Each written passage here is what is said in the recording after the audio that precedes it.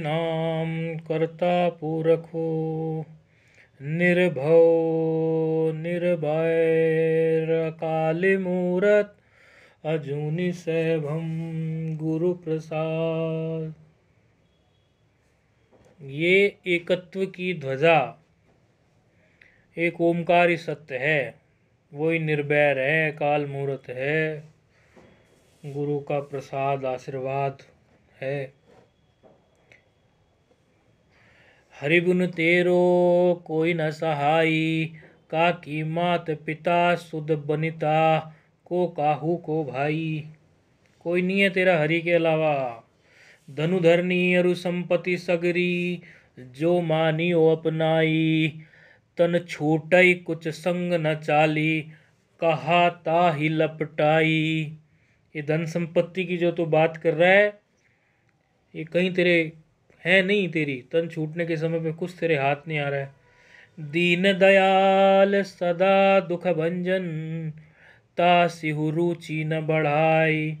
नानक कहत जगत सब मिथ्या, जो सुपना रैनाई। वही बात होगी ना, भगवान भोलेनाथ जो कह रहे हैं, उमा कहूँ मैं अनुभव अपना, सत हरि भजन जगत सब सपना। वही बात बोल रहे हैं ना गुरु नानक जी। दीन दयाल सदा दुख भंजन, तासिहु रुचि न बढ़ाय। नानक कहत जगत सब मिथ्या, जो सुपना रहनाय।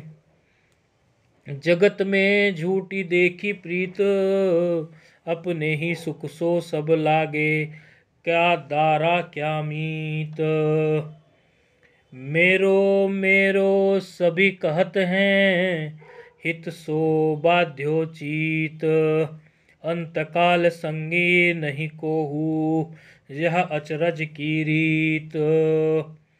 मन मूरख अजहऊ नहीं समुझत, सिख दई हारऊ नीत। नानक भव जल पार परई, जो गावई प्रभु के गीत। 70 वर्ष तक गुरु नानक जी कोई 1448-39 के आसपास का जन्म ऐसा पढ़ने में आता है, ऐसा इतिहासकारों ने जो लिखा है। और 1500 समझो 38 के आसपास तक रहे, तो मोटा मोटी 70 वर्षों का जीवन आप लगा लीजिए। अद्भुत बात क्या थी? अद्भुत बात ये थी कि एक तो उन्होंने ये स्पष्ट कर दिया कि आपको कोई गृहस्थ का बंधन, कोई जमींदारी का बंधन। अच्छा, ब्राह्मण घर का जन्म इनका बताया गया है, देखो। और इनकी माता का नाम पता है क्या था? तृप्ता देवी माता का नाम था, तृप्ता देवी। अब इन्होंने ये स्पष्ट कर दिया कि एक तो आपकी यदि नेह, आपकी प्रीत, यदि आपका मन प्रभु में लगा हुआ है, तो बाह्य चीज़ें तो खाली दिखने मात्र को हैं, वो आपको कोई रोक नहीं पाएंगी। अब प्रारब्धवशात आप एक ग्रस्त हो गए, प्रारब्धवशात आप एक जमींदार हो सकते हैं, प्रारब्धवशात आप एक खेती करने वाले ऐसे किसान के यहाँ है, इस बात की कोई महत्व नहीं है। महत्व इस बात का है कि जब घर वालों ने कहा कि सच्चा सौदा करो, इतने पैसे ले लो तुम, उसमें भी अपनी संतई स्पष्ट कर दी कि देखो, हमारा तो जो हृदय है वो हम पूर्व के ही ऐसे रूप में अवतरित हुए हैं कि हमारे लक्षणों से पता चल जाएगा कि हम क्या हैं। और दूसरी बात ये कि जब खेत में बैठा दिया कि चिड़ियाओं को चुगाओ, बोले हर जी की चिड़िया और हर जी का खेत। अरे चिड़िया भी उसी ने बनाई, खेत भी उसी का है। जो बीज हमारे माता पिता ने इस खेत में डाला कि वो आगे अनाज उगे, वो भी हर जी का है। मैं कौन रखवाली, क्या रखवाली करूँगा? ये हर जी की चिड़िया, हर जी का खेत। और पूरा जीवन जो है वो एक मंडली के तौर पे घूमते, संदेश देते हुए, सभी प्रकार की प्रतिकूलताओं को समन्वय करते हुए एक देशीय हमारी साधना तब हो जाती है जब हम एक ही प्रकार के वातावरण में हम रहते हैं। लेकिन जब हम सभी प्रकार के वातावरण से गुजरते हैं तो हमारी साधना एक देशीय नहीं बचती। ये बहुत सुंदर बात है। गुरु नानक जी के जीवन में, आज गुरु पर्व है, गुरु नानक जी के जीवन में बहुत सुंदर बात है कि सभी प्रकार के वातावरण से गुजरते हुए उन्होंने जो जीवन दिया, 15वीं सदी से 16वीं सदी तक रहे, उस जीवन से ये स्पष्ट हो जाता है कि व्यक्ति कहीं भी कैसे भी वातावरण में पैदा हुआ हो, यदि उसकी प्रीत सच्ची है तो दुनिया की कोई भी बंदिश उसे रोक नहीं पाएगी। और बाह्य जो वातावरण है उसका उसे पता भी नहीं चलेगा, वो अपनी मस्ती में मस्त रहेगा।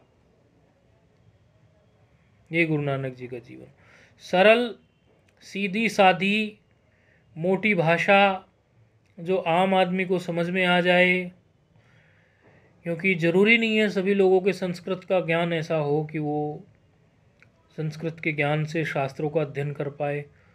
वही जो ज्ञान है, विज्ञान है, अनुभूति है, उस अनुभूति को सरल शब्दों में चलता फिरता आदमी, खेत में हल जोतता हुआ व्यक्ति, एक किसान, एक मजदूर, किसी भी प्रकार का व्यक्ति, वो उनकी जो सरल भाषा है उससे लाभ उठा पाए। ये गुरु नानक जी के जीवन में देखने को स्पष्ट मिलता है। सीख यही है जीवन में कि यदि आप निखालस हैं और आपके सच में प्रीत जो है वो लगी हुई है, तो आपकी अनुभूति ही ज्ञान के रूप में प्रकट होगी। केवल ज्ञान के रटे रटाए शब्द आपके नहीं होंगे, आपकी अनुभूति से जो निकलेगा वो ज्ञान ही सबके लिए कारगर भी होगा और वो सबके हृदय पर, सबके दिल पर पूरा गंभीर असर छोड़ के जाएगा। क्योंकि रटी रटाई बात जो होती है वो सुनने में तो सुंदर लगती है, क्योंकि बड़ा उसमें लहजा होता है, लेकिन वो ज़्यादा दिन तक टिकती नहीं है। अनुभव की जो बात होती है वो सदियों तक चलती है। ये जो भी बातें उन्होंने बोली वो अनुभव से बोली अपने, ऐसा नहीं कि उन्होंने कोई किताबों में पढ़ी और तब बोल दी, नहीं। वो जो उनका अनुभव होता रहा वो उसको सामान्य दोहे के रूप में बोलते चले गए। इसीलिए आज भी गुरुवाणी इतनी महत्वपूर्ण है और लोगों के हृदय पर असर करती है। गुरुदाता गुरु हिवे घरु, गुरु दीपक उति लोई, अमर पदार्थ नानका, मनि मानिए सुख होई। साला ही एती सुरती न पाइया, नदियाँ अतेवाह बही, समुंदी न जानी अही। जो भी उन्होंने बोला है वो अनुभव से निकला हुआ है और अनुभव से निकली हुई जो वाणी होती है और जो तत्व को छू के, जो एक हो के, देखो चाहे आप इसको अद्वैत सिद्धांत से ले लो या भक्ति मार्ग से ले लो, दोनों में ये स्पष्ट होता है कि भक्त भी जब समर्पण भाव में एक हो जाता है तो उसकी वाणी जो है वो उसकी बचती ही नहीं है। और अद्वैत वेदांती अपने आप को भावना से, ज्ञान से ऐसा करता है कि भाई चलो मैं वही एक चेतन सत्ता हूँ, लेकिन दोनों ही में अहंकार नाम की कोई चीज़ नहीं होती। चाहे वो ज्ञान मार्गी हो, चाहे वो भक्ति मार्गी हो। और सच में ये स्पष्ट बात जब अनुभूति की होती है तो इससे ये पता चल जाता है कि ये कोई कही सुनी बात नहीं है, ये तो गूंगे का गुड़ है, इसका वर्णन होने वाला है नहीं। ये अनुभूत किया है, बस मेरे पास आ जाओ, तुम भी उसको पालो। यदि नहीं पाया तो मेरे रग रग में, मेरे कण कण में जो अनुभूति बसी हुई है उसके आसपास बैठने से भी तुम्हारा भला हो जाएगा, क्योंकि उसका वर्णन तो होने वाला है नहीं जो मैंने अनुभूत कर लिया। थाप्या न जाए कीता न होए, आपे आपु निरंजन सोए, उसके बारे में आप कह नहीं पाओगे, उसका वर्णन नहीं कर पाओगे।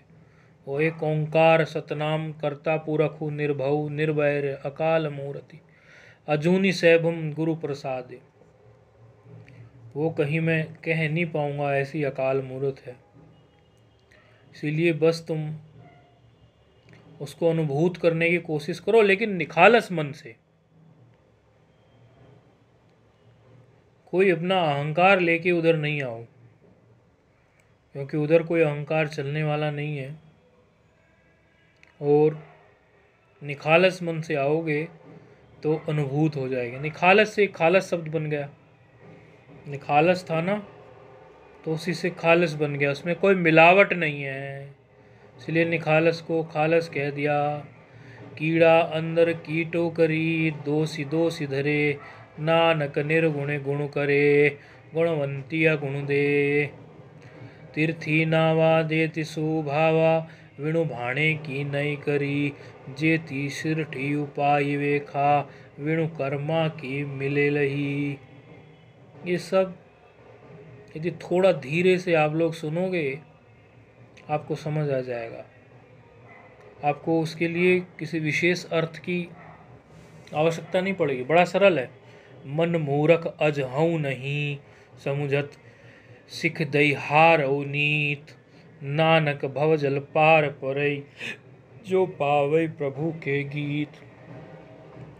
तो ऐसे महापुरुष जो हैं, ऐसे अकाल मूर्त को अनुभूत किए हुए, वो केवल उनका प्रादुर्भाव और तिरोभाव होता है, वो उतने समय के लिए केवल प्रकट होके फिर थोड़े तिरोहित से दिखते हैं, लेकिन होते वो सदा हैं, वो तत्व सदा होता है। तो हम ऐसे महापुरुषों के चरणों में प्रणाम करें और प्रार्थना करें कि संसार की झंझावात में रहते हुए भी आप सरी का ध्यान हमारा हो जाए, कि हमें कोई और सच्चा सौदा भगवान के प्रेम से, प्रीत से ज़्यादा, साधु सेवा से ज़्यादा सच्चा सौदा हमारे जीवन में ना लगे, और हमारी प्रीत ऐसी हो कि हमारी भावना जो हो चहुँ दिशाओं में एक ही हो, वसुदेव कुटुंबकम की हो, चहुँ दिशाओं में हमें आत्मा भाव से सब नज़र आएं, वासुदेव सर्वम मिति की हो, जो आपने स्पष्ट कह दिया कि राम जी की चिड़िया और राम जी का खेत, हरि जी की चिड़िया, हर जी की चिड़िया और हर जी का खेत, ये जो अभिन्न निमित्तोपादान कारण का वेदांत का सिद्धांत है, ये बिल्कुल वैसा ही है कि कुछ और दूसरा है ही नहीं, ईश्वर ही सर्व रूपों में विद्यमान है। हर जी की चिड़िया है, यानी हर ही चिड़िया के रूप में विद्यमान है। हर जी का ही खेत है, वो स्वयं खेत बन के भी बैठा है, उसका ही खेत है और वो ही खेत है। तो मैं किसकी रखवाली क्या करूँगा। तो आप लोगों को इस गुरु पर्व की बहुत बहुत बधाई हो। ओम नमो नारायणाय।